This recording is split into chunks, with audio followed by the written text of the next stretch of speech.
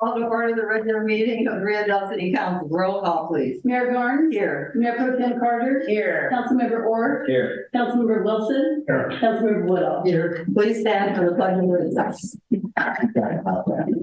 I pledge allegiance to the flag of the United States of America and to the republic for which it stands, one nation, under God, indivisible, with liberty and justice for all.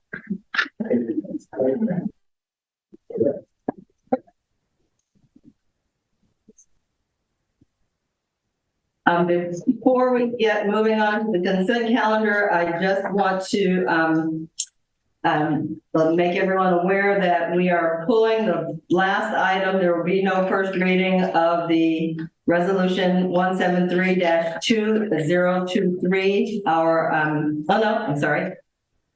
Okay, item 1.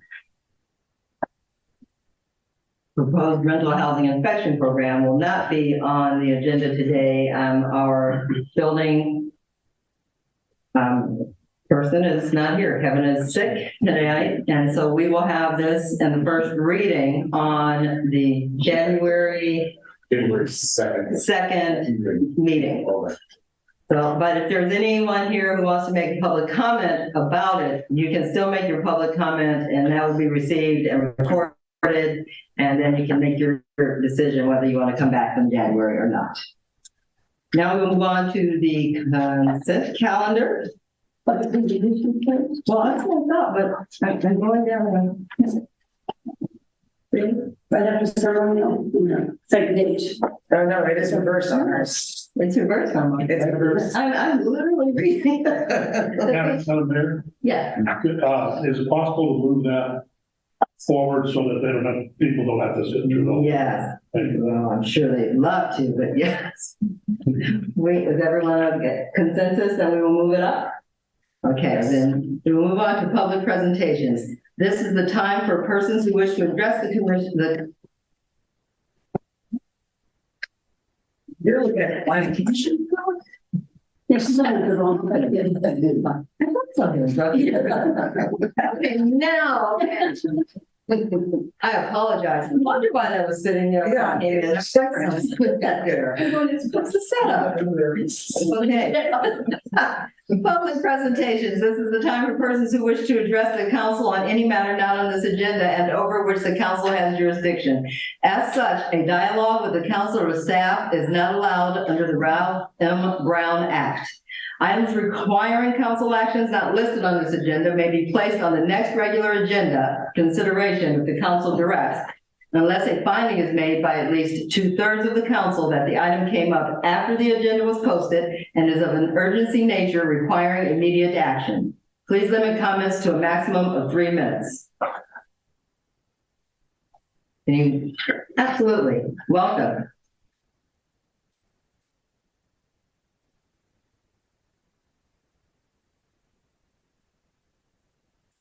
My name is Peggy Patmore.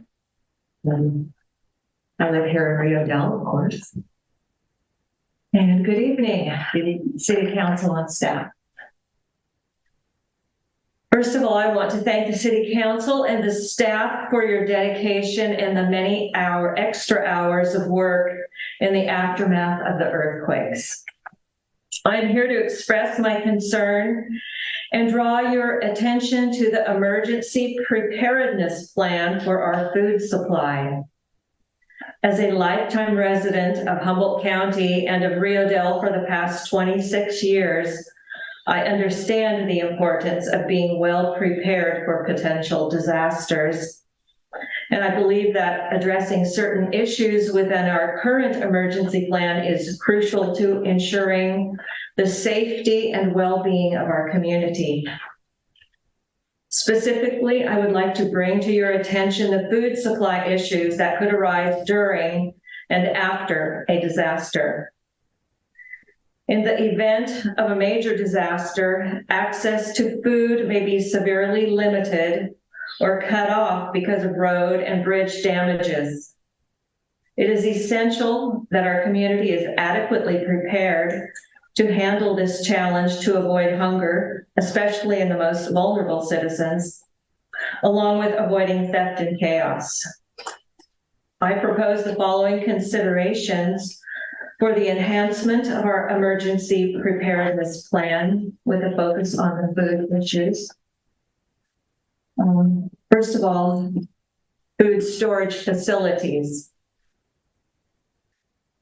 In establishing community storage facilities, I recommend strategically locating them throughout the city to ensure that essential food items are readily available to residents in the aftermath of an emergency. These facilities or food banks could be shipping containers equipped to store non-perishable items and be easily accessible to members of the community upon designated situations. Many homes do not have adequate storage area for a week or more of supplies of non-perishable items to take care of themselves. I propose each household who chooses to participate could gather their own non-perishable items to bring to the food bank to deposit on designated days for initial storage and annual rotation for shelf life. If the city would purchase stackable storage totes, which could be labeled with resident name and address, and purchase shipping containers for food banks, we would be a safer and more self-sufficient community in the time of an emergency. These purchases would be a reusable investment for Rio Dell. The next item is food resilience programs. I would encourage and support local initiatives that promote food resilience, such as community gardens and local food production. These programs can play a crucial role in the supplementing food supply during emergencies, inflation, and fostering community collaboration. May I add? Is there a lot more? It's more, it's like a 3-minute limit kind of a situation, Okay, but probably just that much. go. Okay. The next is public awareness and education. The Emergency Preparedness Fair at the Rio Dell Resource Center was a valuable event to enhance public awareness. I think more campaigns to empower individuals and families on the importance of preparedness is essential to better navigate post-emergency scenarios. The Rio Dell Fire District had an instruction sheet on preparing a well-stocked emergency kit, and the booklet, Living on Shaky Ground from the Tsunami Warning Organization, would be an excellent resource for every citizen, along with dates and meeting times for help and support to make emergency plans.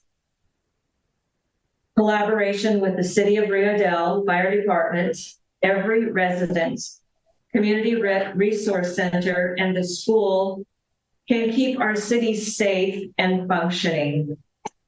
I understand that the City Council has many responsibilities, but I firmly believe that addressing the food supply issue in our emergency preparedness plan will contribute significantly to the overall safety and well-being of our community. I appreciate your time and attention to this matter. Thank you very much. I appreciate, as I'm sure we all do, your actual time and attention to such an important issue.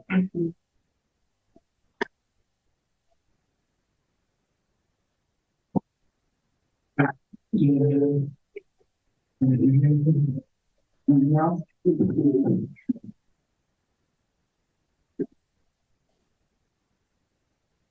We'll move to the consent calendar. Is there any item that needs to be removed from staff, from council, from public? Email? And I'll ask for a motion to approve the consent calendar. I so moved. You have a motion? Is there a second? Second. A motion and a second?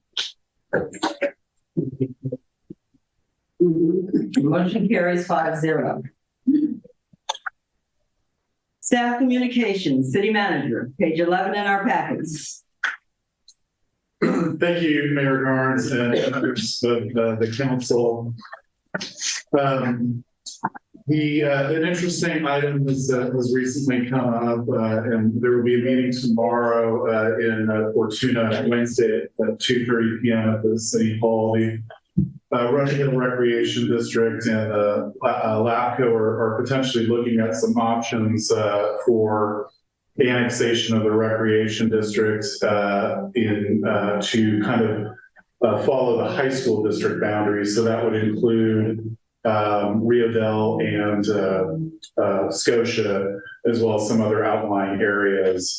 The purpose of which would be, as I'm sure the council has read in the news, that Fortuna, the McLean Foundation, and others are interested in building a community pool.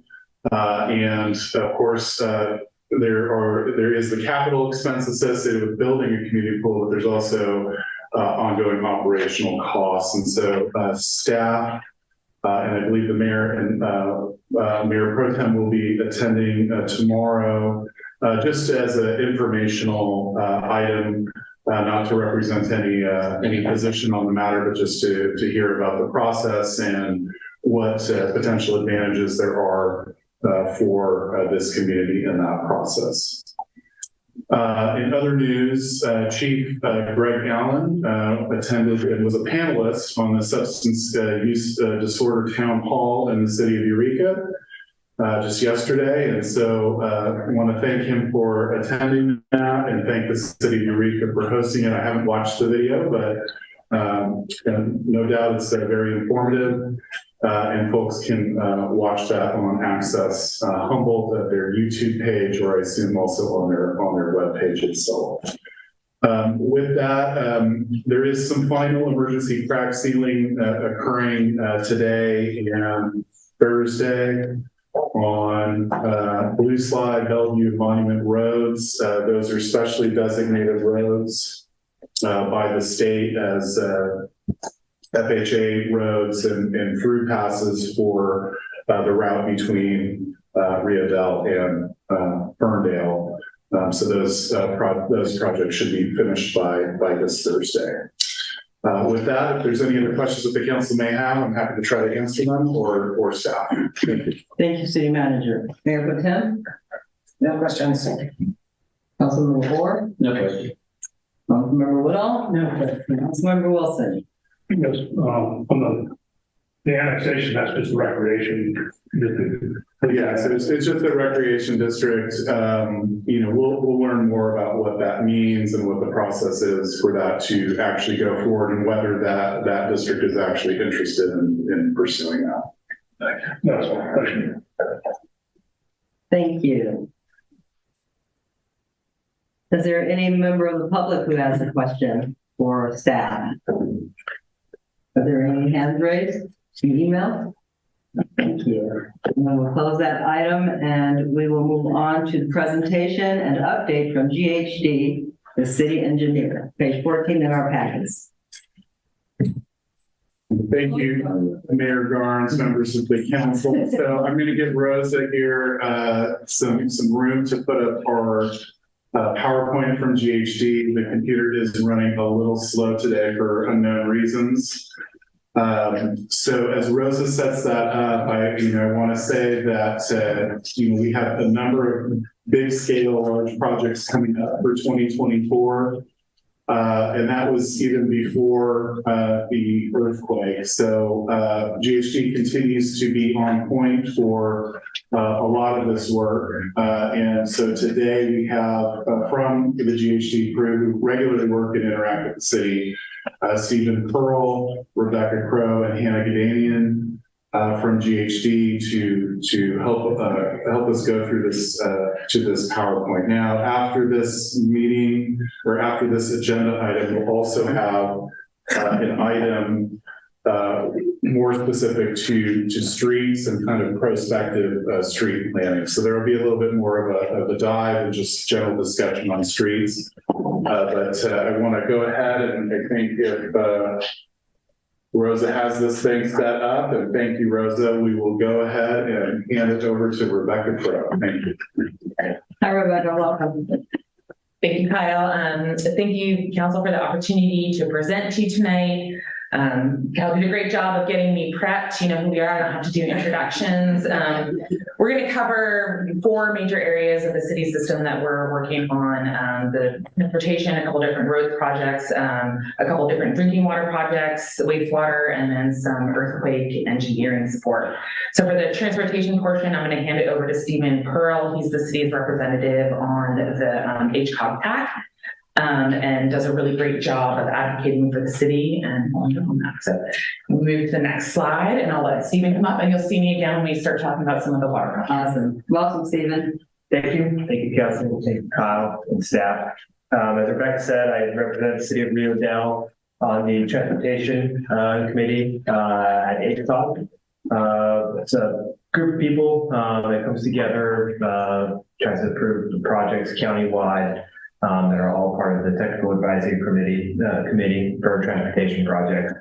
Main source of funding of that program is the STIP program, Straight Transportation Improvement Program. Every city or entity has a list of projects in the regional transportation plan that can be developed into a project study report in order to submit before the TAP committee for funding. I've worked with Kyle on an example list that are projects that are already on that regional transportation program known as the RTIP as example projects for the council to consider for us to develop project study reports that can be readily available to submit in a STIP application for funding.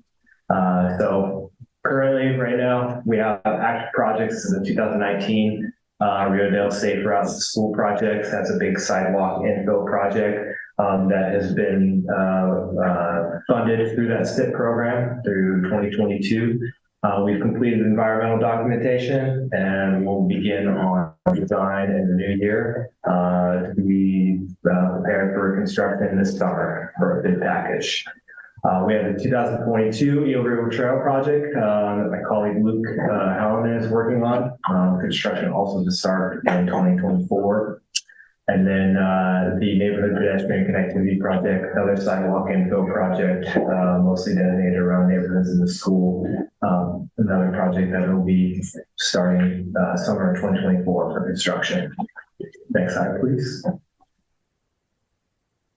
So upcoming projects, no projects have been brought before the TAC for STIP funding. As I mentioned initially, working with Kyle to develop a list of potential projects that we can develop in the project study report to bring before the TAC for STIP funding. These are just some examples that we could potentially develop in the PSRs that the city council can decide upon. We have ideas to prepare 2 master PSRs, basically one for Bellevue. On that list of projects that I mentioned that's in the regional transportation program, there are several Bellevue Avenue projects that are considered. One consideration would be to lump all of those together in one master project study report. And if certain elements don't get funded, those can be easily taken out. To size down the project based on available funding for that program year.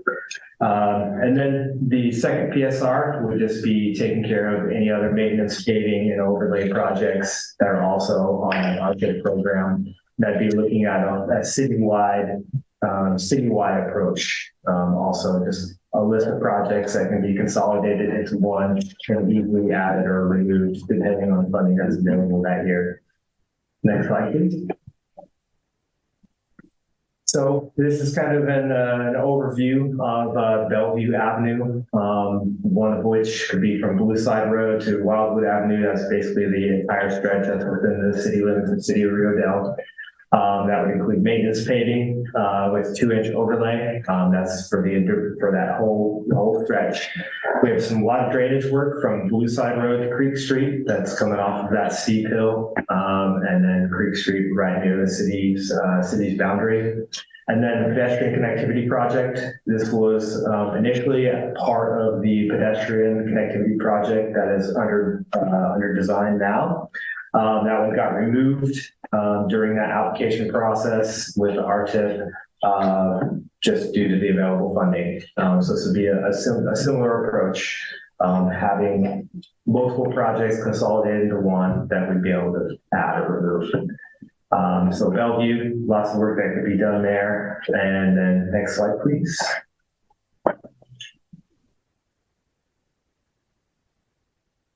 Then throughout the rest of the city, there's several areas around town. 2nd Avenue to Davis Street, Columbus Street, maintenance paving, 2-inch overlay, striping, slurry seal. Wildwood Avenue, the main drag there, all the way up to the bridge, that's slurry seal and striping. These are all just preventative measures to make the road last a little longer. And then we have Elm Street, Orchard Street, Cedar Street, and View Street. That's you've seen there just to the west of Wildwood Avenue. Those are also just all maintenance paving, 2-inch overlay, striping, and slurry seal. Next slide, please. Continuing on with transportation, these are the remaining areas that we looked at: Ireland Street and Ogle Avenue. Ireland Street would consist of maintenance paving, 2-inch overlay, striping, and slurry seal, while Ogle Avenue, that'd be complete road reconstruction with some drainage improvements and several utility upgrades that would need to be done as a part of that project. These are all projects that categorize as fixed first with the regional transportation program, meaning they're going to be more competitive in that RTIP application process. So, thank you. Next slide. Does anyone have any questions for Stevie? Okay, yes. I'm sorry. Yeah, Councilmember Wilson. on the old avenue reconstruction and drainage improvement, is that something that we have a grant for? Or do We do not. So what Stephen just went through was kind of a list of possible projects, and we will be working with the council to kind of narrow in on the specific projects and provide more details. This is illustrative only at this point, but right now, part of the problem that we have that I wanted to highlight in the next agenda item is that the city has, for the most part, picked most of the low-hanging fruits in terms of paving and road reconstruction or road paving. So asphalt maintenance overlays, relatively simple projects with maybe some minor drainage modifications. What we're starting to get into is our significantly more costly projects that exceed the ability of the city to undertake, in addition to our need to maintain the existing infrastructure that we do have. So, there's kind of two components here. One, which is getting the streets back up to an acceptable level. And then the second part is maintaining them. It's always cheaper to maintain a street than it is to have to go and reconstruct it. It's significantly cheaper. So we want to make sure that both of those prongs of attack are addressed in the long term. And so sinking all of the money into, say, one expensive project, it will solve one section of the street, one section of the city streets, but that we have obviously a broader system to maintain.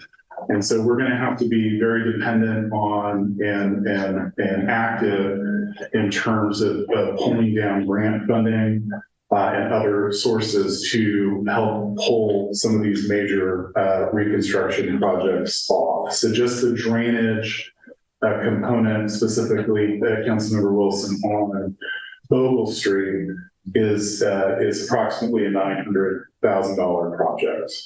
And so that doesn't include street resurfacing or anything that, really makes the projects, beneficial for the public. It is a drainage component that's underground that people don't see or realize is fundamental to the project. But that's just one example of a project where it exceeds, that would be single-handedly the single largest outlay of streets expenditures for the city. These maintenance pays we've been able to do usually over the course of a year for $500,000 roughly contracts to push some of these certain projects out. So like Riverside or Cherry and Orchard and all those different projects we've been able to do. Thank you. Thank you. Any other questions? Does the public have any questions? Transportation related? Not any hands raised? If I may just add one more thing, just to add on to what Kyle said, STIP funding, when attending these TAC meetings, the STIP funding is the primary source of funding for the entire county for these transportation projects. It's most dependable, and what we've seen throughout the county, each year, that programmed amount that is coming to Humboldt County keeps increasing. So with the money that becomes available, we don't know how long that money is going to be available. Maybe 5 years down the road, the state may move funds around and then we may get less funding. We're unsure. So these PSRs, it's basically getting an idea of how much these would cost, and being able to just have those in author and ready to go when that funding is available. So, Thank you very much. yeah, thank you. Thanks, Stephen.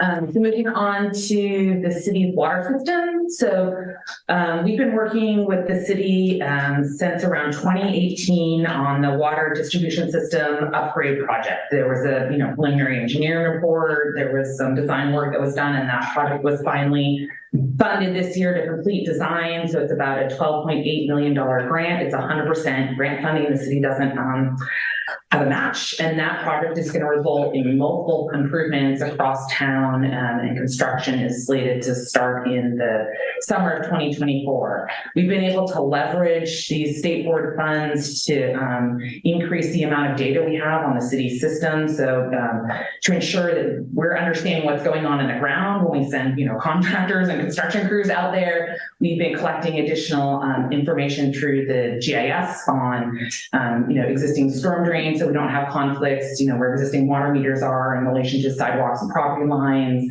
and other potential conflicts. We've also been able to do some drone imaging, so the topography that we're able to associate with the design is improved, and that information can be carried on to multiple projects.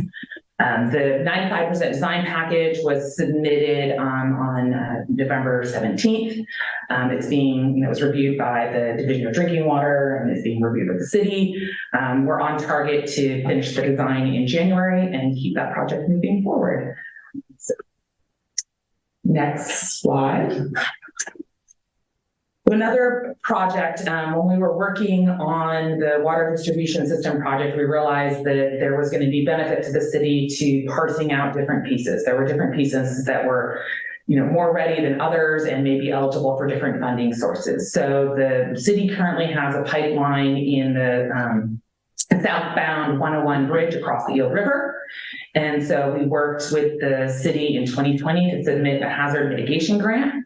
The funding came through for that again this year, and so we're working on the preliminary design for that. And then there'll be some approvals from FEMA and California. That one may go a little slower just because we've often got to wait for approvals, but we did look at several different scenarios considering potential conflicts with Caltrans, the city's future ability to maintain and operate the pipeline. And what this graphic shows is we're looking at an alternative that will kind of route us around that existing Caltrans. So we'll come off, there's a little side road on Iloa, come across the river there, directionally drill underneath the river, similar to your wastewater pipe. If you were around when that project was run, you've got an existing wastewater line that goes on on the west side of the bridge. So we're looking at putting the water line on the east side. So that project is moving forward. Any questions on the water system? We're going to move to wastewater next. Any questions, anyone? One from the public? No? All right. So the wastewater system, we've been working on a sanitary sewer evaluation study for a while now. It has a couple different components, and we've really been trying to leverage these planning funds to address some of the city's key issues first. So one of those has been compliance with disinfection byproducts. So we've been working with Derek, and we'll start working with Sunshine now on finishing off that. So we've done some initial analysis and testing, and it looks like the proposed new system is going to get the city in compliance with those requirements. So we've been able to move that component forward. There's some other components we're waiting for. We've asked for some additional funding, so the project is a little bit on hold in some areas, waiting for additional funding to finalize the areas that we're going to propose for improvement and what those improvements would be. One of the things, like I said, we've tried to leverage this funding to look at some of the city's highest needs. If you move to the next slide, we have been able to leverage these funds to put together a construction application to replace the painter line or to upsize the painter line. You may be familiar, your wastewater staff spends a lot of time in the winter worrying about this location, managing things, getting temporary pumps out there. And so this project would upsize that line so that you don't have those issues. So we've essentially, got a preliminary design complete. We've just got field work, some additional field work that was required completed. We should have those reports in by the end of this week, and that project should be moving forward and getting funded next year. So, and ideally we get it in place before winter of 2024. And then the last item I had was earthquake damages. Were there any, generic questions on No. And then in terms of earthquake engineering support, I did want to give credit to the city. I was on a call yesterday with Mayor Garnes, City Manager Knob, and then also the wastewater operator, talking with folks from the county, Cal OES, Michael Guire's office, and they're just really complimenting the city and how hard your city staff is working to, there's a lot, on that call is just the breadth of different things and different programs that you're looking at. So my scope is a little bit more narrow. So we're looking at putting together damage summary reports. So Cal OES requires that, you go through this process to say, okay, here was the event, here's the damage, here's how you're going to fix it, and here's the initial cost. And then once that's submitted, that work can start. So we've completed the evaluation on the contact basin. We've actually now completed the evaluation on the metropolitan wells that's in your inboxes. We are in progress on evaluating the lift stations. The analysis of the infiltration gallery is almost complete and should be submitted to the city this week. And then we're also looking at some of these water line crossings, which can be a little bit more difficult to put together some of the assessments because it's all underground and a little bit trickier. So we're really focusing on those components. The other one that's I didn't mention is the container street tank. And so talking with Randy, that's another priority one we're going to move forward. So that's where we're supporting the city. And then as Cal OES looks at those and approves those, we'll be moving forward with designs and then making improvements where needed.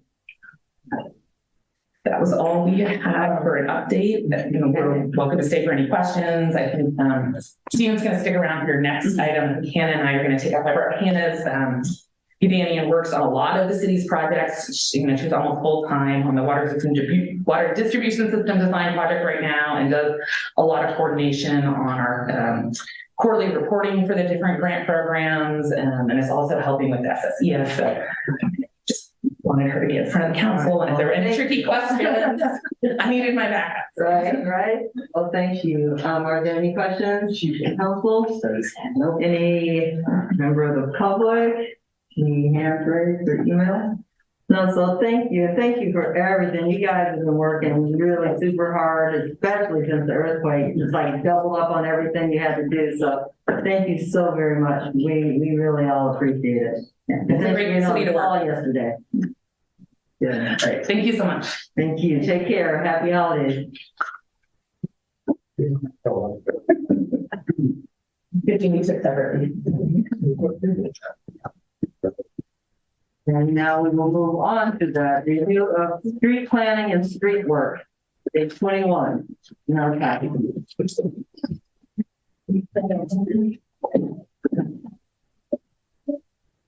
City manager. All right, thank you, Mayor Dorns and members of the council. We do not have a PowerPoint, much to the relief of our laptop here, but I wanted to provide an update and, just have a general discussion about the streets planning kind of projects that we do need to cover. Just to reiterate what I mentioned a few moments ago, really just fundamentally moving forward. A lot of our projects that we've been able to fund in the past have been general fund contribution towards street repairs. As we move forward, we do have a lower sales tax rate, and we also have increasing costs and demands on our general fund. So, for example, in the police department, the costs continue to increase, and we can expect that trend to continue. And then we also need to maintain a prudent reserve level in the event of further economic distress or other catastrophes. And then obviously there is kind of this overarching issue related to the earthquake reimbursements, what level, that sort of thing, that puts some constraints on city finances. That being said, there are funds available in the city's road streets fund, where we can, pull off some projects in the coming years. But we are going to have to prioritize and work through this in our last big prioritization session for the initiation of the 5-year plan. One of the directions that the council gave was for staff to develop a list of projects where we would do our best to identify projects where we were not going to have to immediately rip up the road in anticipation of the water capital improvement project or any other projects on our horizon. And so to the extent that we knew at the time that was the case, those were the projects moved forward. So hence the low-hanging fruit, relative maintenance, paving with few modifications. And so we've been able to pave quite a number of streets. And as the council was briefed earlier this year, the city's PCI index went from one of the lowest in the county of Humboldt to one of the highest. So this council's made a tremendous amount of progress. Streets have been consistently like the #1 priority of this council for a number of years. And I suspect that it will remain one of those high priorities moving forward. But as I discussed in the last agenda item, we are starting to run into projects that far exceed the general fund's ability to cover those costs.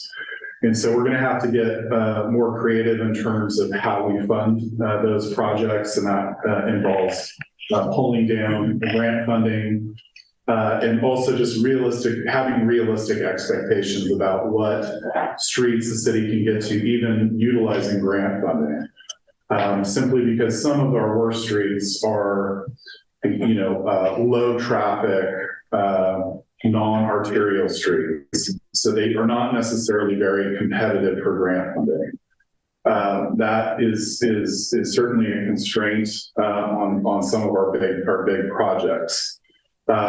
Certainly the water capital improvement projects, as we hope we're sitting here this time next year with a completed project, several new streets will open up for some of the lower cost basic maintenance paving, grindouts and inlay paving that are within the reach of the city to pull off. So on Rebecca Crow's sheet, there's a map that lists out some of those streets. Now, on certain other streets, there are multiple issues. So Second Avenue is an example of that, where there's significant drainage constraints. There is wastewater lines that also need to be addressed in that corridor. And that project we can anticipate will be a fairly expensive project. For Oval Avenue, after the CIP is completed, the water CIP is completed, the water line will be replaced on that stretch of road. However, what remains there to be corrected is the drainage issue. I don't believe there are any wastewater line issues on that particular street. That would prevent us from doing a maintenance pave on that particular street, but we have significant drainage issues and we don't want to exacerbate those issues. And we do need to get to the drainage solution there. So Whitchurch did perform a study. It was one of the 5-year capital improvement list items, which is to get kind of a firm idea about what the Bellevue Oval drainage situation remedy could be. And that estimate came in at $904,000, roughly $1 million when you include contingency. And that's just the drainage work. It doesn't include the overlay for the road surface itself. So in all reality, you're looking at a $1 to $1.3 million project, specifically just for that last remaining segment of Oval Avenue. Again, it exceeds our forecasted general fund revenue and allotments for capital projects. So these are projects, and I think Stephen talked about earlier, which is to help develop kind of these project study reports that give kind of some preliminary information for grant funders, maybe some rough estimated costs and those sorts of things as to what we would need to do and how competitive those projects would be. And again, we are talking about a relatively speaking low density residential street, non-arterial. But it does need to be fixed, and we need to address and figure out a path forward for addressing those streets. There are others that may be more competitive. For example, we do have a truck route through town, goes right by City Hall and Davis Street, all the way down to the freeway. While that road is in fair condition right now because several years ago we did some maintenance on that road to try to extend the life, not necessarily make it perfect, but extend the life of that road. It continues to be in a fair condition, but it clearly is going to need work in the coming years, and ideally within the next 5, no less than the next 5 years.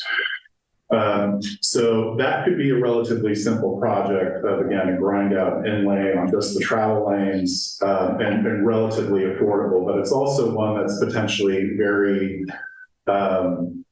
attractive to regular STIP maintenance funding. So our sidewalks project, I think, was an award of $700,000 or $800,000, which is great because I know that there were a lot of desire for sidewalk improvements in the community, and so with the help of GHD, we were able to pull down that allocation.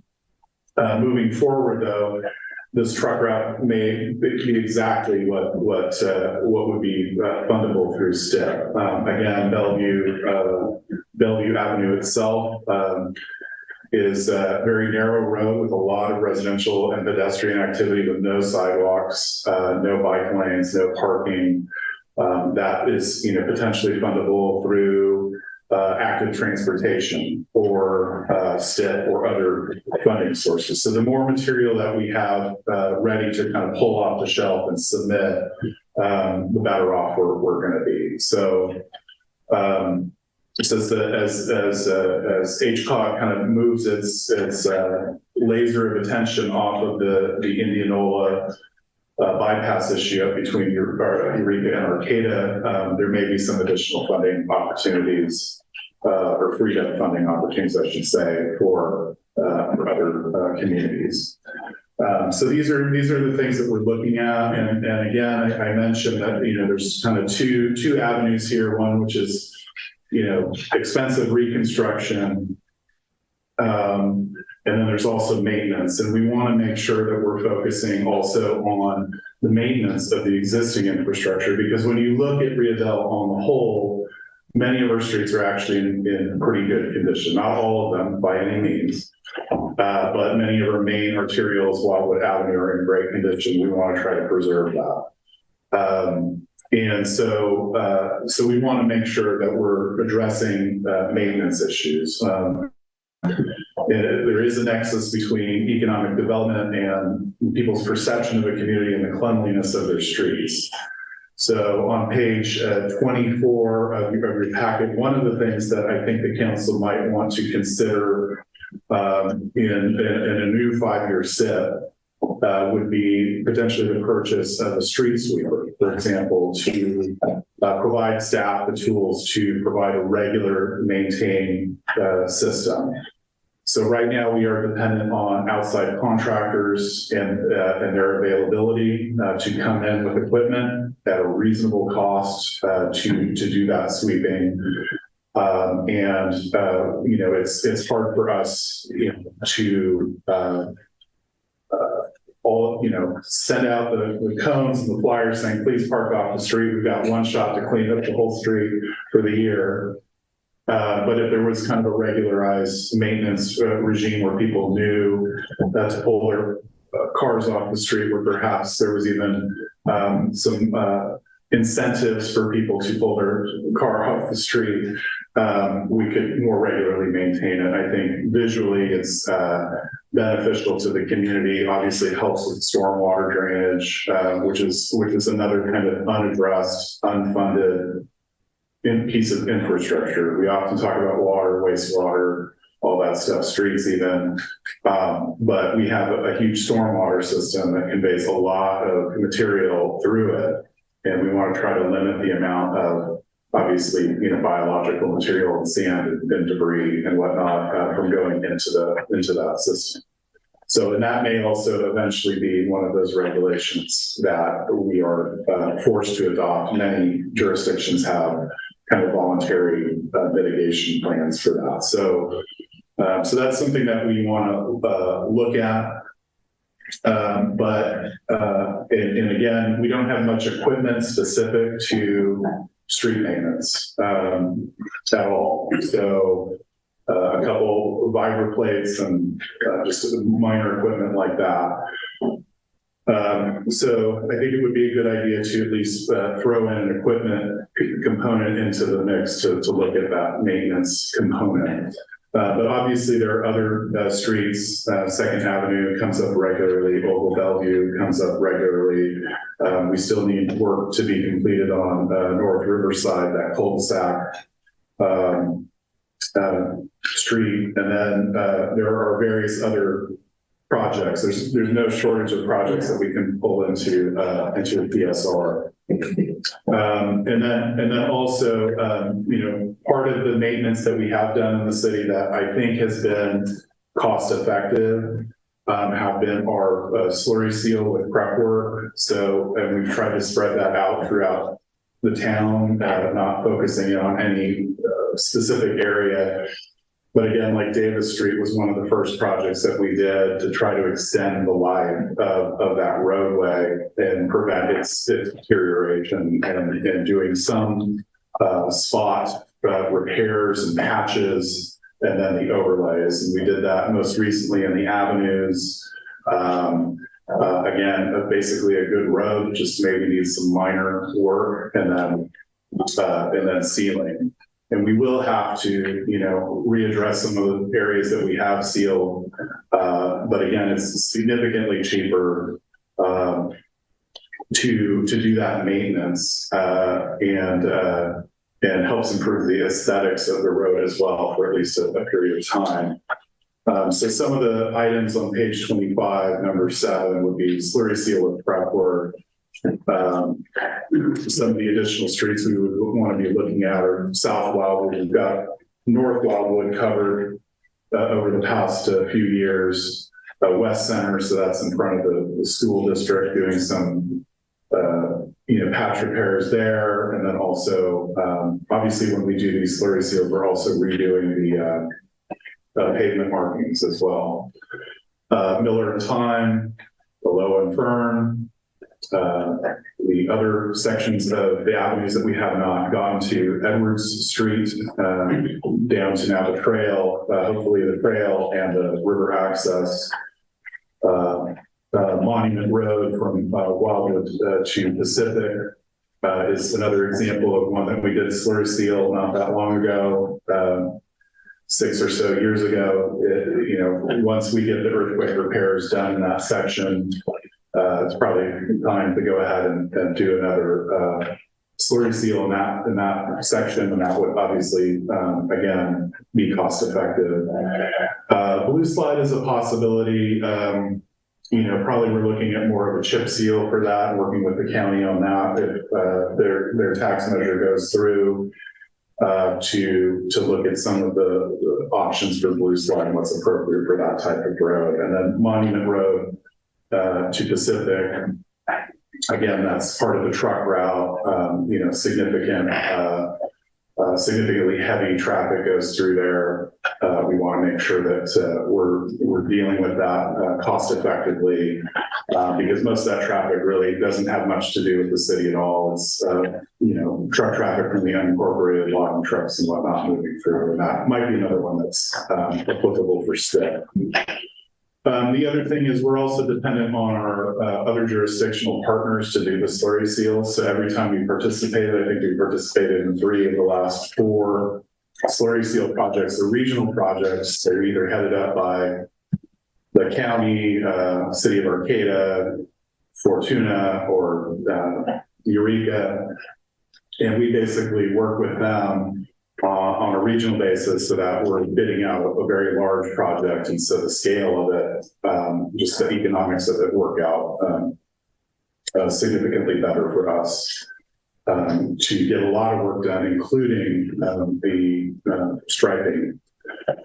So with that, and I don't know if Randy has any other thoughts, but again, this item, we want to try to bring it back end of January or February to kind of dive a little bit more into the detail, do some additional cost projections, and then kind of come up with our next 5-year plan. For this construction season, and you may recall this time last year, we talked about the streets projects and how we were going to take kind of a little bit of a pause for this year in terms of those projects in light of all the other ones going on in the community. And so we do have some program money that we'll be putting out to bid in January or February for some maintenance on Elm Street. And also there's some earthquake related work, asphalt work that needs to happen on in random locations throughout town. So that's our immediate plan, but what we're really talking about is prospective, really, 2025 and beyond, how to get to 2030 and at least make progress on every major, street deficiency in the community. So with that, I will end the presentation and return to Mayor. Thank you. Thank you, City Manager. And this is kind of a discussion kind of comment item. Just have a question about the avenues and Oval. Is there anything, and this is of course something that'll come back in January or whatever, but maybe to look at, staff can look at anything that can be done to make it just kind of acceptable, because they're pretty wrecked, Second Street especially in Oval, and things have taken for, we have the funds that we have, and so it does take a long time, and they aren't main arterials, so the grant funding and all that. But I would hope that we can look at something. I don't know if that will probably would make people upset. I don't know, but just something that can be done to make it a little bit more attainable. Yeah, I think, it reminds me that, several years ago when, the city had almost no options in terms of paving, we did bring up, and there wasn't a whole lot of support for the idea of potentially de-asphalting some of these roads and having them revert back to gravel. I think there are some issues associated with that. There are benefits, obviously, cost-wise, but the deficiency there is obviously dust. There is an ongoing maintenance issue with that. We don't have the equipment to actually properly maintain a gravel road. So we have to purchase new equipment and that sort of thing. So there would be, a pretty concerted effort just to do that.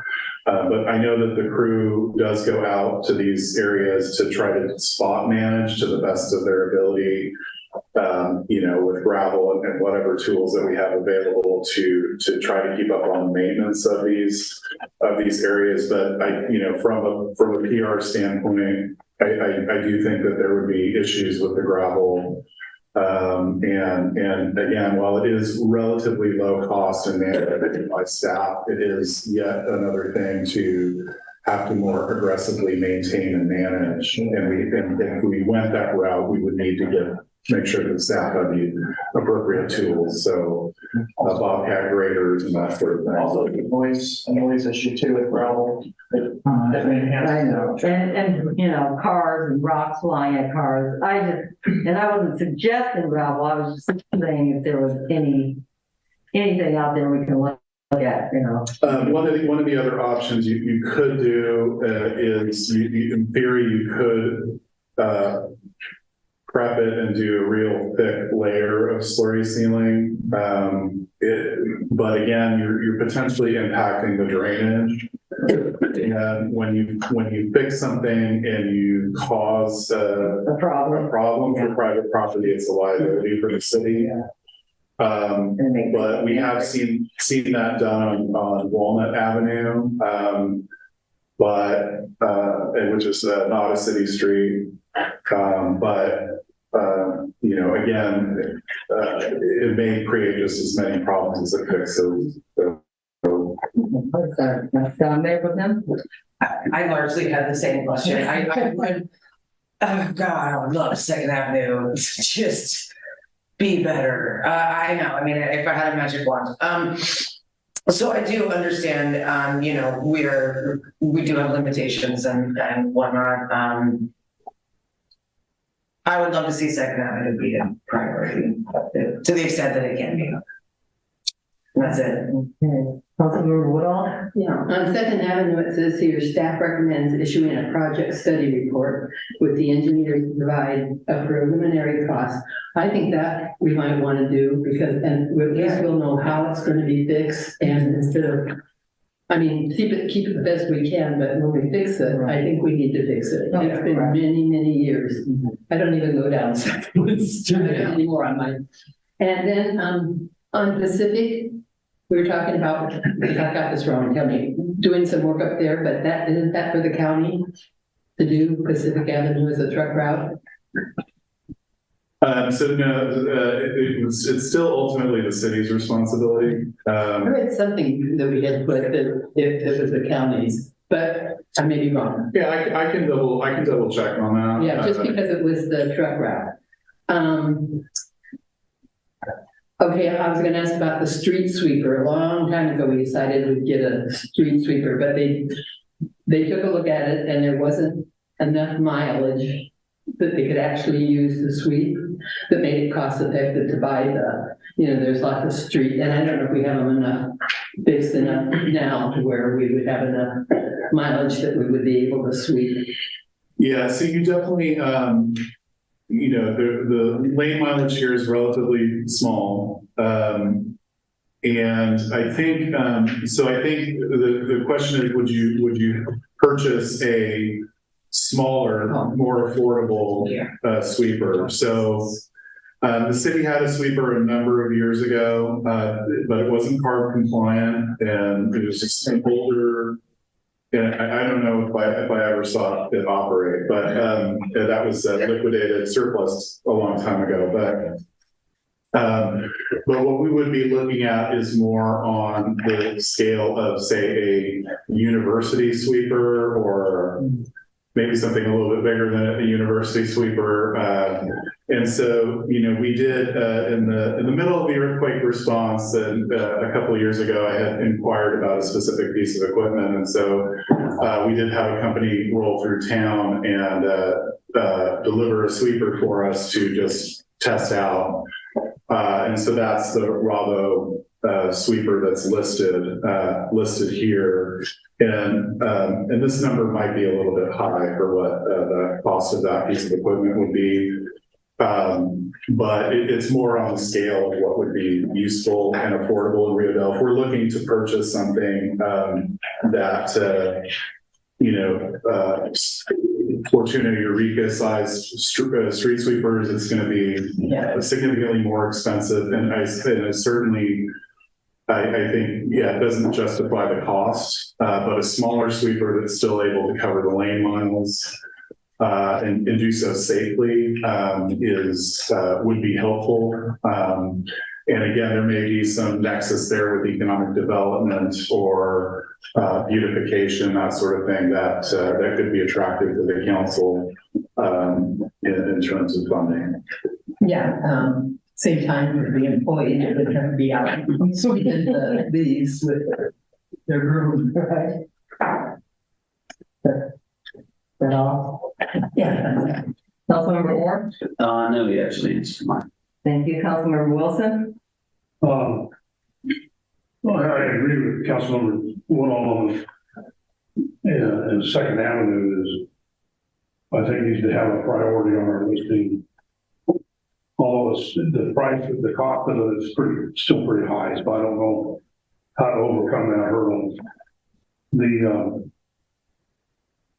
The question with one of them that's not on here, and I don't know if that falls under something to do with the county, is on Blue Fly. We're still in the city limits, and we said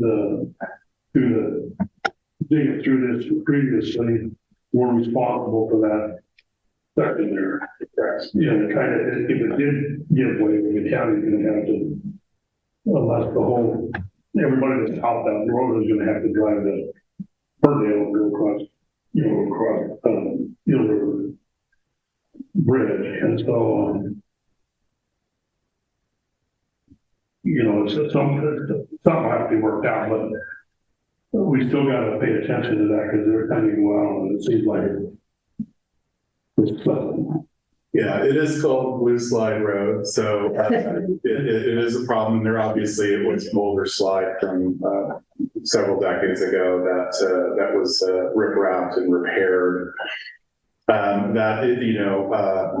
Certainly depends on the situation where if there is some sort of catastrophic failure. I know that we did take a look at it and have some discussions with the city engineer about it. We inspected the culverts, and actually the culverts are in good condition, repair.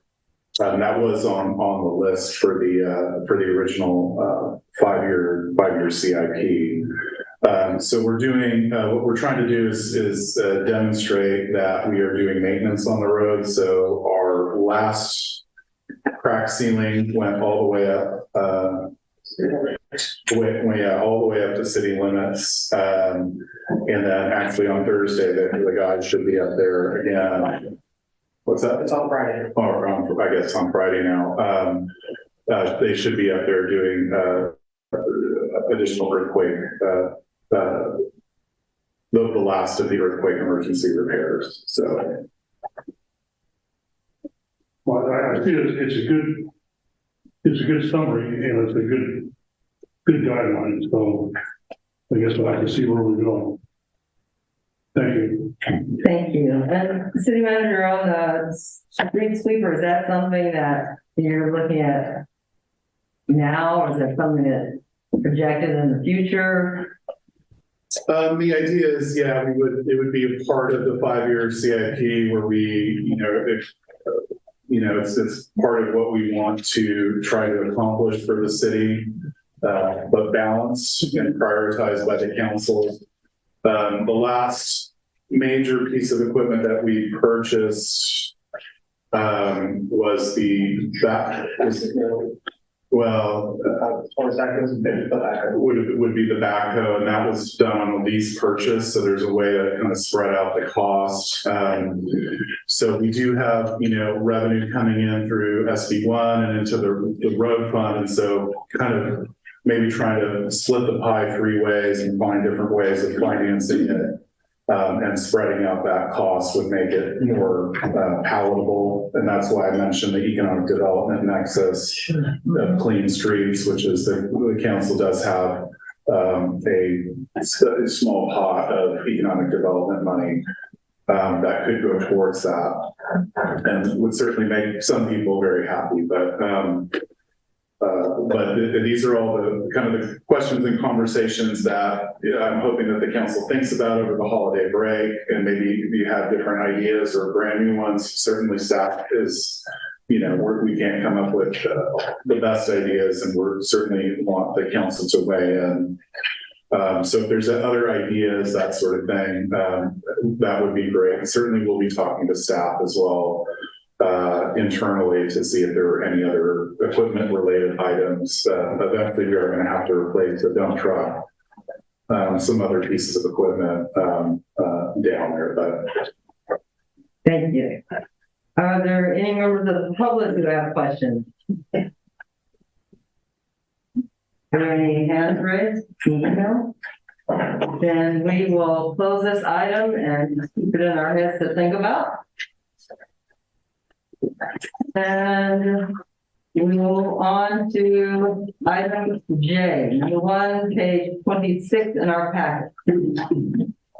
Thank you, Mayor Garnes, members of the council. This is item, just some housekeeping to have the council weigh in on the cancellation of the December 19th city council meeting.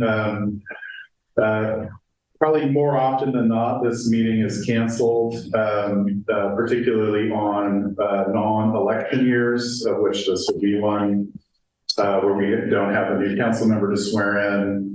And then even then, the timing sometimes doesn't work out where we get the final tally in on time to schedule the meeting. So at this point in time, although we do have an agenda setting meeting in the morning, tomorrow morning with staff, where we develop the next and kind of work on the final version of the next agenda for the council.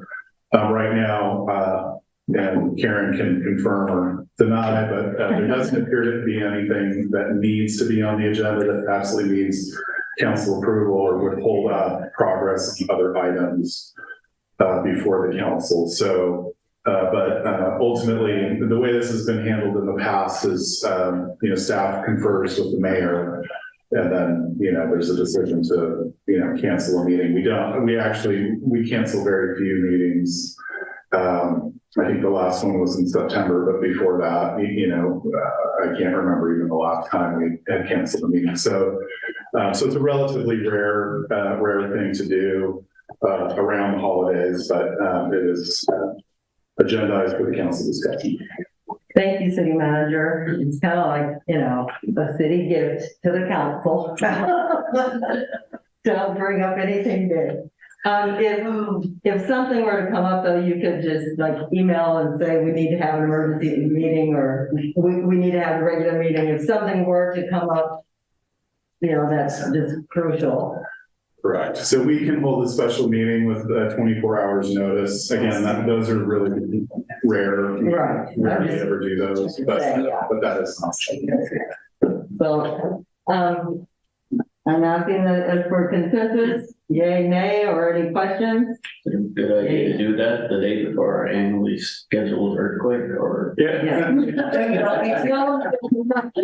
one's gonna be here anyway. But, If there's pressing business that pops up magically and you just need me, I'll be here. But if there's not, that's okay. I guess we'll skip one. Okay,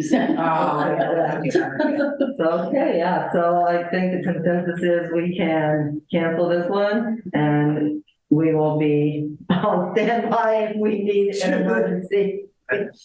the emergency thing. So that, the final item has been pulled. So we will ask for, thank you, Stephen. Thanks for coming. Have a happy holiday. Thank you. Okay, health reports and communications. Good. Yeah, I just wanted to say what a nice Christmas tree lighting we had. I mean, the fire department was there, they did a wonderful job. It was just really nice, and even though it was raining, a lot of community was there. And it was just a nice thing. And I did have something else, but, I wanted, if your last day is on the 2nd, I'm not gonna be here, so good luck with whatever you do. Are you gonna stay in the area? Or you don't have to say. Sorry.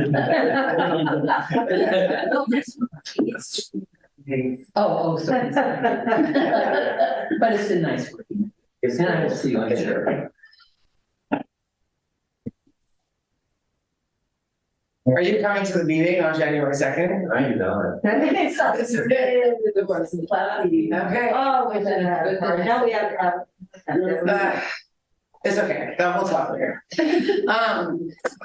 Yes, the tree lighting was phenomenal. We did a really good job. I was very impressed by the police department, the resource center. Sarah did great at cleaning that place up and making it look really nice and having it be inviting and incorporating events and activities for children. And it was just a lovely small town Christmas event.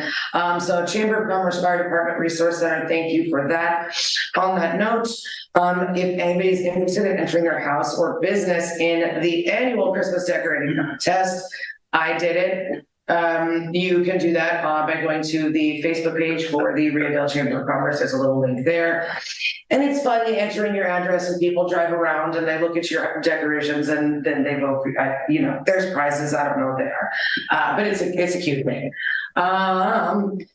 I had a chamber meeting this past Friday, and the talk of that chamber meeting was taking down the Christmas decorations. That will be the first weekend of January. It will be much the same there, always looking for volunteers. And so you might see people out there doing that.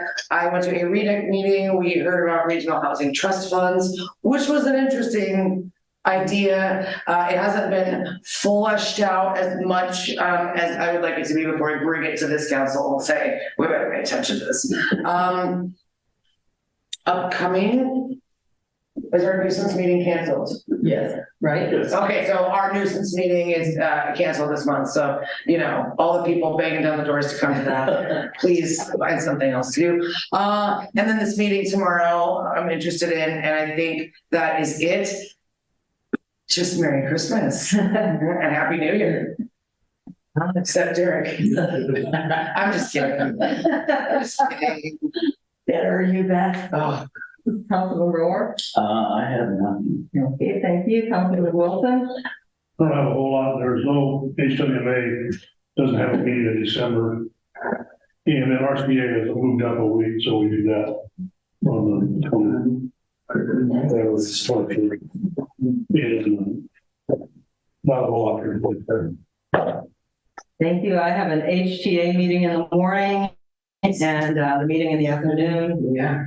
And Thursday is the food drive in Eureka. Senator McGuire does it every year. It's the 8th year. It's at the Safeway on Harris. And I've been going, and it's, you know, all the schools get donations, and then each one comes in one at a time, and they dump all their stuff and they weigh it, and there's a winner at the end. And so it's a little competitive, so it's fun in that sense. And what the volunteers do, volunteers help move the goods from the trucks or the vans or whatever, the trailers that they haul the stuff there into the boxes over where the, you know, and then they move those boxes after they've weighed them or however they determine, you know, the weight. So that is Thursday, this Thursday, the 7th. at 3:30. I think it begins at 3:30 at Safeway on Harris Street. And, it's kind of fun. It's The just, Starbucks inside that safe was really good. yeah. Thanks for But it's good, it is good, yeah. And so I think that's all that I have. Thank you, Derek. My goodness, you've been tremendous. Thank you. And very much for everything. And thank the city and police department for decorating the vehicles. I think the city truck was really super good too, with all the colorful lights. Yes. And I love the little paw guy up on top of the police. So thank you for participating. It was greatly appreciated, and it was nice to be a part of the parade. I got a picture of Santa Claus, myself and Santa Claus, and Crystal and her daughter, and that was fun. And I think we are going to be in the Fortuna Parade, lighted parade, and the Eureka lighted parade as well, representing the city of Rio Dell. And that's always good to put ourselves out there in front of everyone else and let them know that we exist and we count. So anyway, that is all. Happy holidays, Merry Christmas, Happy Hanukkah, happy everything. And I hope everyone has a really good rest of the year. I hope we just hold it together. No shaking.